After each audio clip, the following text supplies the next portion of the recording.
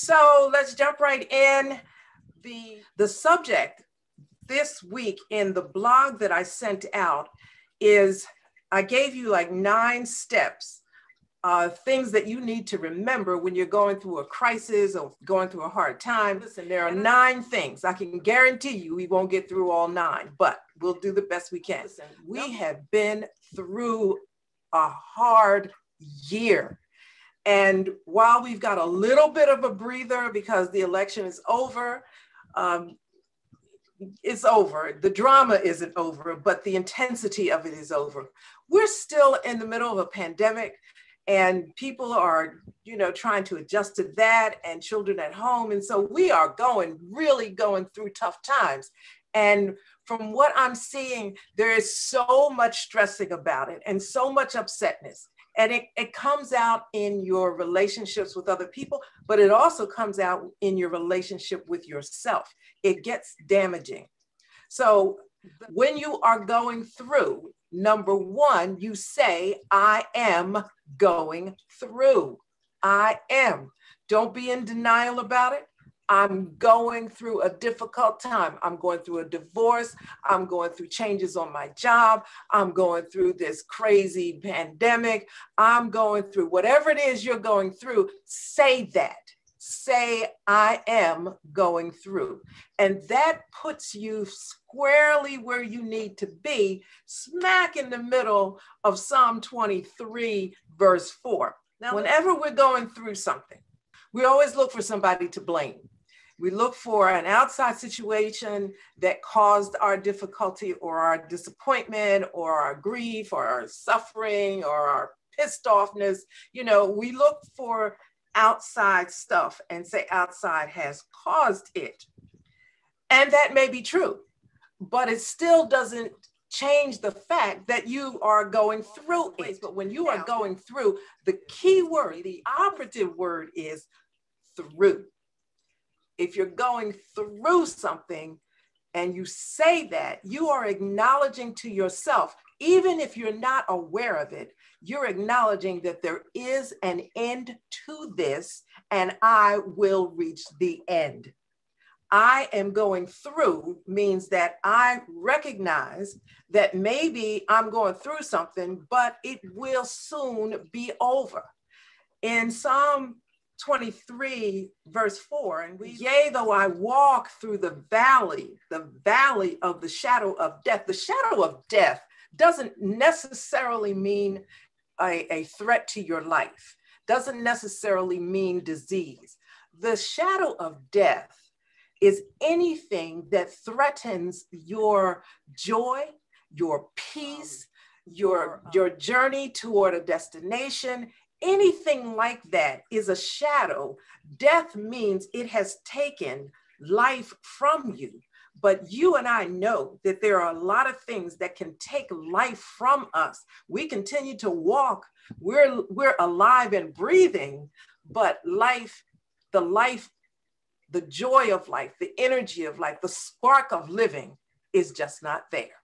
So in Psalm 23, when it says we're going through the valley of the shadow of death, the important thing to remember is that there are land elevations in a valley on both sides. So that would perhaps imply trouble on both sides. It certainly says you're not getting out of it because you can't go, your chances are better to go through than try to go over the mountains. The mountains are there. And they are not moving, not in this verse, they're not moving. We talk about moving mountains, we got to jump to the New Testament, we'll do that another week. But right here and right now, the description is we're going through a valley. We are going through the COVID valley, the coronavirus valley. And it's hit some people in awful ways. Some people have been able to recover, others have not. So when we're going through tough times, the Bible tells us to keep on moving, keep it moving. There is an end to it. And blaming others for your situation is another Tuesday talk, which we'll get to. But right now, we want to talk about what we do to get through this valley or this difficult time. Now, I haven't said anything yet except for keep moving. Now, some people give up, you know, in different kind of ways, but we're not talking about that. We're talking about handling this, overcoming it, getting through it with our sanity, by the way. We can do that.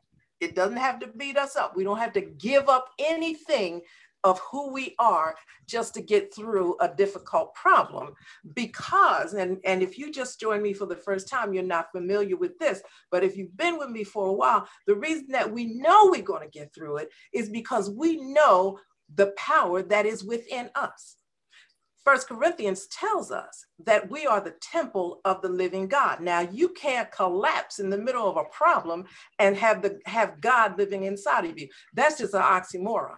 So if you really believe that you have the power of God indwelling you, then you have no choice but to go forward. Doesn't mean we don't hurt, doesn't mean we don't get angry, doesn't mean that we are, quote, in our estimation, things are not going our way. So what?